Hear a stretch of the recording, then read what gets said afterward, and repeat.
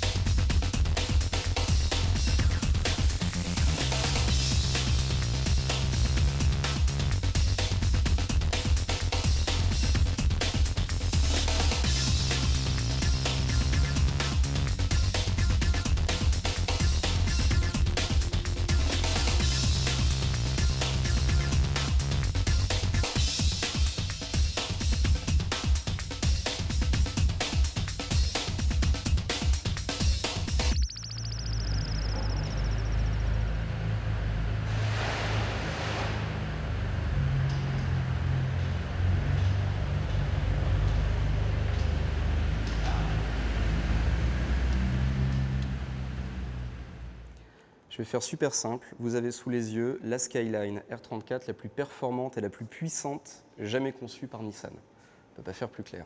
C'est une voiture dont la gestation a commencé en 2000.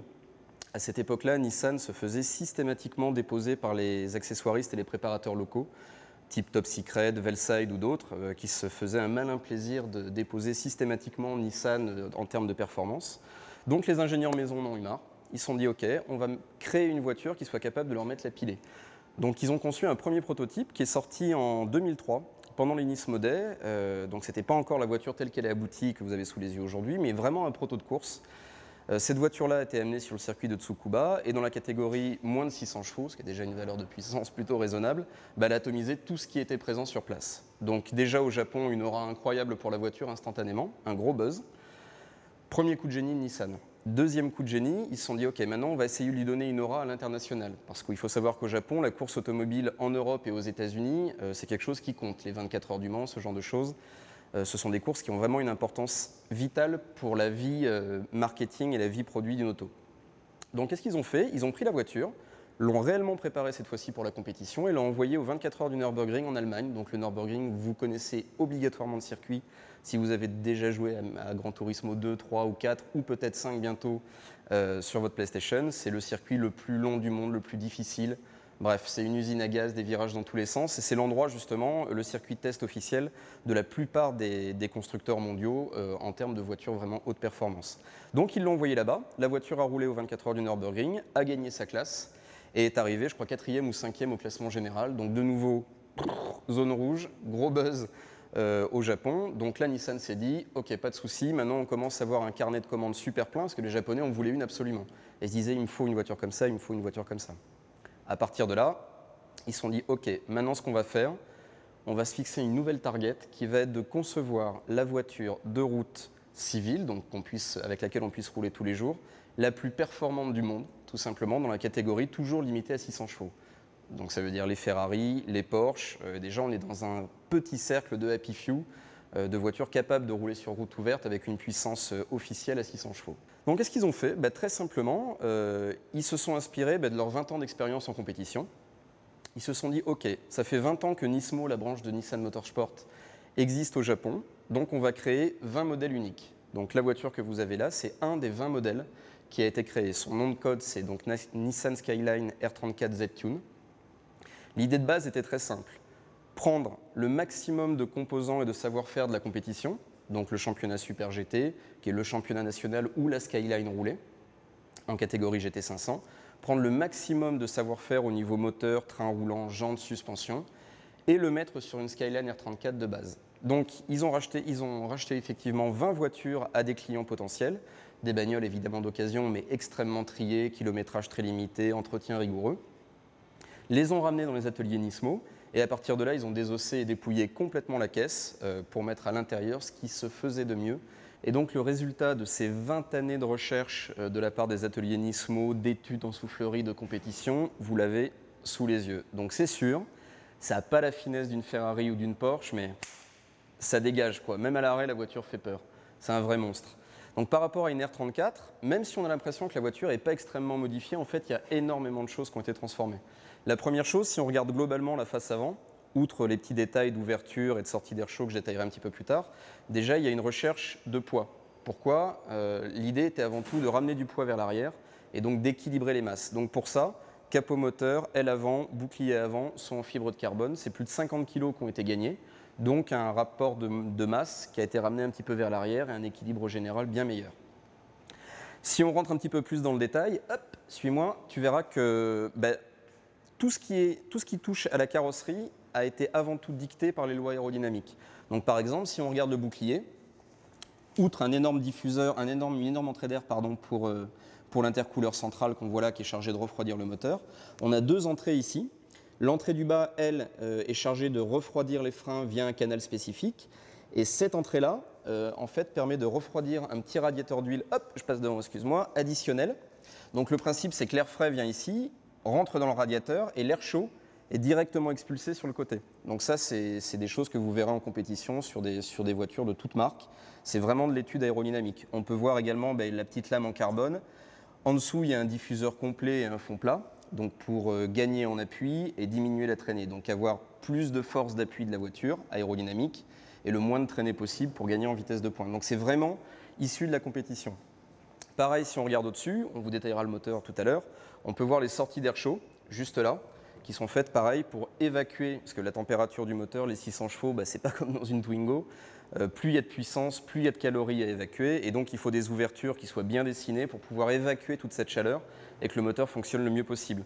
Donc on a une énorme sortie d'air chaud ici, et pareil, toujours dicté par l'aéro, on a une petite sortie d'air chaud de chaque côté, intégrée aux ailes carbone, juste en dessous de la coque de rétroviseur, qui elle est chargée de canaliser le flux d'air, toujours pour avoir une meilleure pénétration dans l'air et un meilleur refroidissement du bloc moteur. Donc on voit vraiment rien que sur cette partie-là, non seulement c'est agressif, mais il n'y a rien de gratuit. C'est vraiment conçu pour aller vite. Idem pour les trains roulants. Tant qu'on est sur l'avant, on peut regarder les jantes. C'est pas du très très gros diamètre, comme on peut le voir dans certains magazines spécialisés. L'idée, c'est avant tout d'avoir le meilleur rendement possible toujours pour être le plus rapide possible. Donc un diamètre pas extrême. On touche aux 18 pouces là, donc on a des voitures qui roulent avec du 19 ou du 20. Là, c'est du 18 pour avoir des jantes les plus légères possibles et une voiture la plus basse possible. Les jantes sont en aluminium forgé, c'est ce qui se fait de mieux, et elles sont conçues par Volk, qui est le préparateur officiel de Nismo et l'accessoiriste officiel de Nismo en championnat Super GT. Donc aujourd'hui, c'est quasiment ce qui se fait de mieux. Derrière les jantes, c'est aussi ce qui se fait de mieux en termes de freins. Donc ce sont des freins qui ont été fabriqués par Brembo spécialement pour la Skyline. Donc un énorme étrier en aluminium usiné, 6 pistons pour pouvoir pousser d'énormes disques de 365 mm. Enfin vraiment, c'est ce qui se fait de mieux. L'idée de ce freinage était de réussir à avoir une force de décélération de 1,6 G.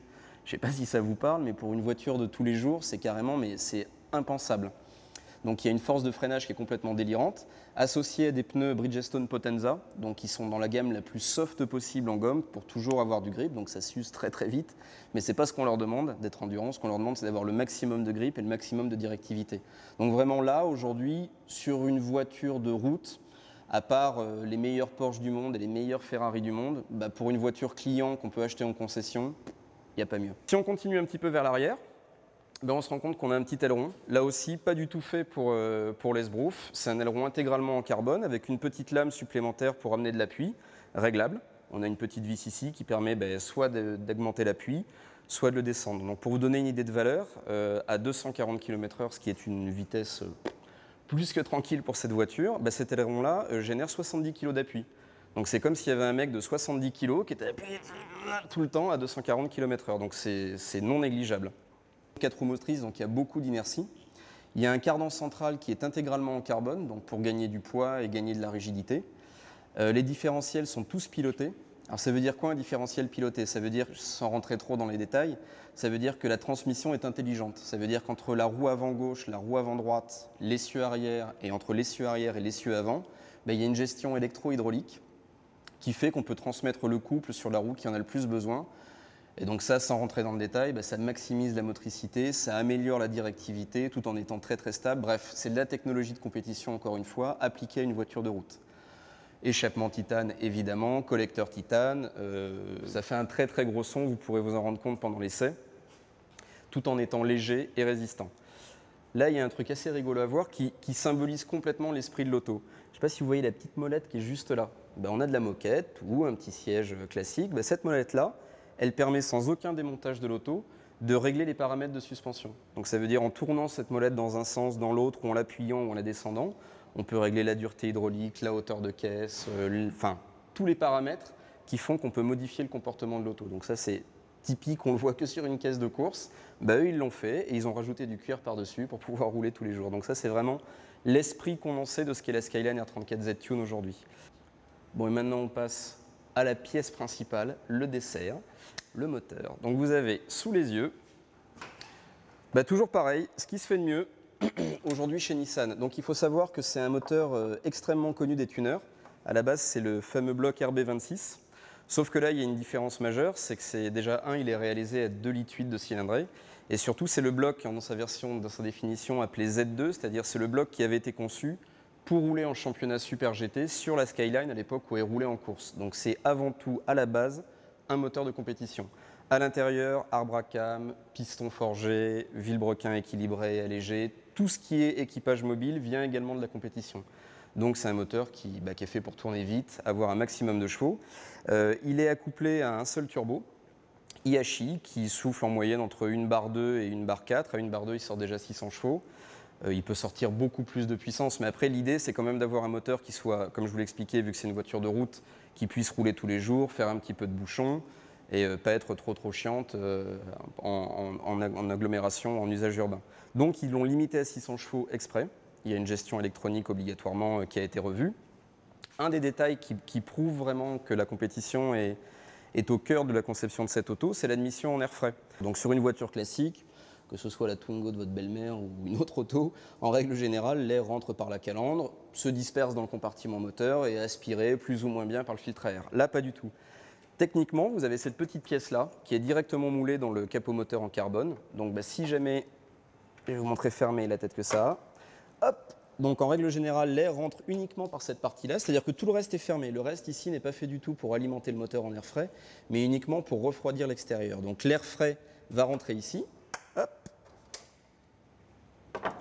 passer dans le doublage en carbone du capot moteur, ressortir ici, et donc une fois que le capot est fermé, on voit qu'il arrive directement dans cette boîte à air et est filtré. Donc ça a deux avantages principaux. Le premier, c'est que le moteur, l'air est pulsé, donc une vitesse d'aspiration plus rapide et donc plus de puissance, plus de couple, donc plus de chevaux tout simplement. Et surtout, le moteur ne mange entre guillemets que de l'air très frais et pas du tout l'air qui est aux alentours dans le compartiment moteur. Donc là également, en termes de rendement, c'est bien meilleur. Donc on se rend compte rien que sur ce détail-là et sur la finition du capot et de l'entrée moteur, qu'il y a un souci du détail qui est omniprésent. Si on regarde toujours dans un souci de rigidité, la barre anti-rapprochement est une œuvre d'art en titane, mécano-soudée, c'est une pièce d'orfèvrerie. Elle est montée directement sur des renforts en carbone qui eux aussi sont là pour rigidifier encore plus les têtes d'amortisseurs. Donc rien que sur cette pièce-là aussi, on se rend compte qu'il n'y a pas du tout d'esbrouf, c'est pas une voiture de guignol, c'est vraiment une caisse qui est faite pour aller vite et dans les meilleures conditions possibles. Donc 600 chevaux, sur route ouverte, 4 roues motrices, un comportement absolument incroyable que vous pourrez voir dans la suite de l'essai. Allez, on fait un petit tour dedans. Alors, on est au volant d'une voiture qui a quand même bientôt 7 ans d'existence, donc qui n'est pas toute neuve, mais encore une fois, ici, il n'y a pas d'esbrouf. Un petit volant en Alcantara pour avoir le meilleur grip possible, un compte tours qui va jusqu'à 9000 tours, un compteur de vitesse qui va jusqu'à 320 km/h, un levier short shift bien court et une boîte bien étagée. On débraye, on tourne le moteur. Déjà rien que le bruit, on se rend compte que c'est fait pour rouler vite. Un écran, donc ça c'est un des emblèmes aussi de la Skyline, qui permet, comme on peut le voir, déjà de vérifier les organes vitaux du moteur. Donc on a la pression du turbo, la pression d'huile, la pression des injecteurs, la température d'huile, la température d'eau, la température d'échappement qui peut monter jusqu'à 950 degrés en utilisage intensif, donc c'est vraiment chaud, et la température de l'intercooleur central. On a d'autres paramètres qui peuvent être réglés, la pression du turbo, on peut comparer également, je ne sais pas si vous la voyez là juste à gauche, vous avez une petite prise de data là, juste là, donc ça permet quoi? Vous branchez votre PC livré avec la voiture, vous tripotez et vous pouvez régler les paramètres de courbe, de couple, la puissance, la pression du turbo, tout un tas d'éléments la pression que vous exercez hydraulique dans les différentiels pour modifier le comportement de l'auto. Donc tout est paramétrable sur cette auto. Encore une fois, c'est de la technologie de course, ni plus ni moins. Vous avez même, cerise sur le gâteau, je vais vous le montrer parce que ça c'est vraiment typique de l'auto, un lap time. Ça veut dire que vous pouvez rouler sur circuit, enregistrer votre meilleur tour, pouvoir disséquer tous les partiels, comparer votre meilleur tour avec le meilleur tour de votre pote si jamais vous avez un copain qui a aussi une Skyline R34 Z-Tune. Bref, c'est une caisse de fou furieux et que vous allez voir dans les images dynamiques que c'est vraiment un monstre sur route. Il n'y a plus qu'à faire l'essai.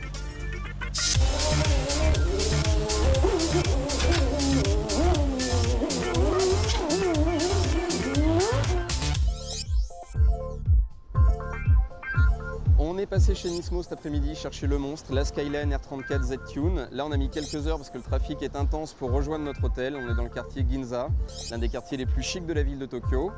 On va aller se coucher assez tôt parce que demain on a une grosse journée avec entre autres l'essai de la voiture par Benoît Tréluyer, le pilote officiel Nismo de la 350Z Celsonic, qui roule en championnat Super GT, donc vraiment une pointure en termes de pilotage et qui va nous donner son véritable avis sur les capacités de ce monstre. On se retrouve plus tard, bonne nuit à tous, ciao.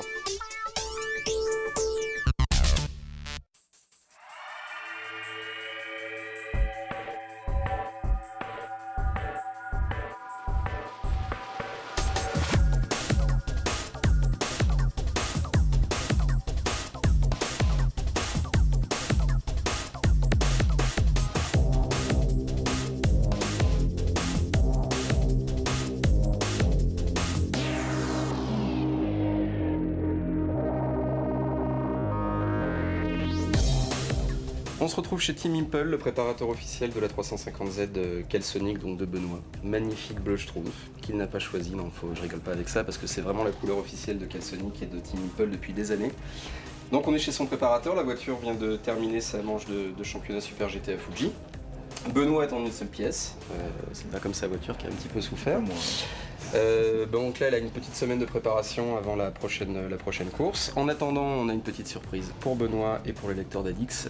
L'essai de la Skyline R34 Z-Tune Nismo, donc la version la plus affûtée que Nismo ait préparée sur la dernière Skyline R34, en attendant la R35. Donc Benoît, les clés du bonheur, on va se faire un petit tour et puis on va voir ton avis de pilote professionnel. Allez, on va faire notre mieux. On suit ça. Et tu nous mets pas au tard. Ah non, on va éviter. Je vais être moins à la limite qu'avec celle-ci.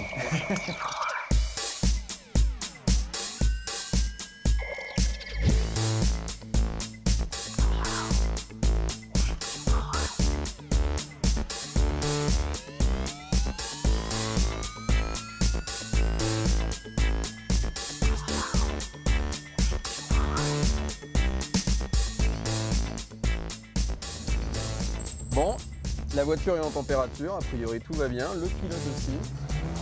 On n'est pas les seuls à venir s'amuser, on est sur Hakone Skyline, la fameuse route mythique où a été créé effectivement le drift et surtout la majorité des Skylines.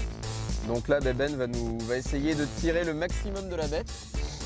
Et puis on va essayer de revenir en un seul morceau et vous donner nos ressentis sur cette espèce de gros joujou. Allez, à tout de suite.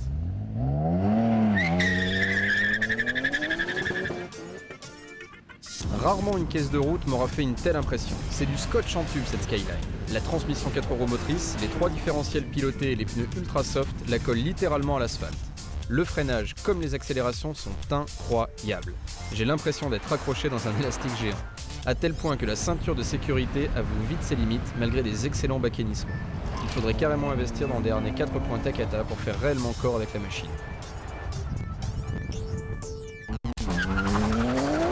Le moteur est une tuerie passé la barre des 3000 tours. Le couple déborde de tous les côtés. En première, même sur sol sec, les 4 roues patinent et les slicks retaillés, malgré leur qualité indéniable, avouent vite leurs limites. La boîte est ultra rapide, même si le premier rapport est un peu faible. En restant dans la bonne plage de régime, la puissance délivrée par le turbo Hiashi est phénoménale.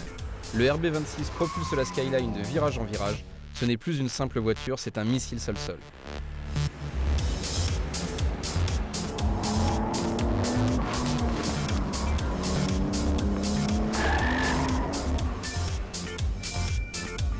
La direction est quasi parfaite et la Skyline, même en attaquant à outrance, est d'une précision diabolique dans les enchaînements serrés de notre route de montagne.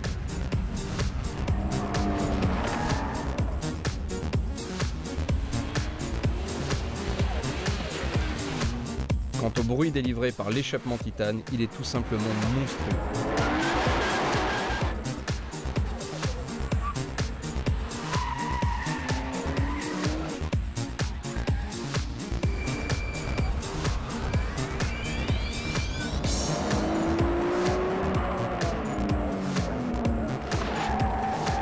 Bref, même si vous avez 120 000 € à dépenser, ne cherchez plus. Aucun des 20 exemplaires construits de la Skyline R34 Nismo ZQ n'ont été vendus à l'expert. Elles sont jalousement gardées par leurs propriétaires japonais qui ne les sortent qu'à de très rares occasions. Nismo nous a prêté le seul exemplaire encore en leur possession. Merci à eux. Bon, on espère que ce sujet sur la Skyline R34Z, tu n'arrives pas à me tenir, vous a plu. C'est le dernier essai de ce reportage. Là, on va aller manger avant de se tuer, puis surtout essayer de refroidir un petit peu les freins parce que la voiture soit un petit peu chaud. On espère que vous vous êtes bien amusés en regardant ce DVD NX, en attendant le prochain si on casse pas la caméra. Allez, ciao.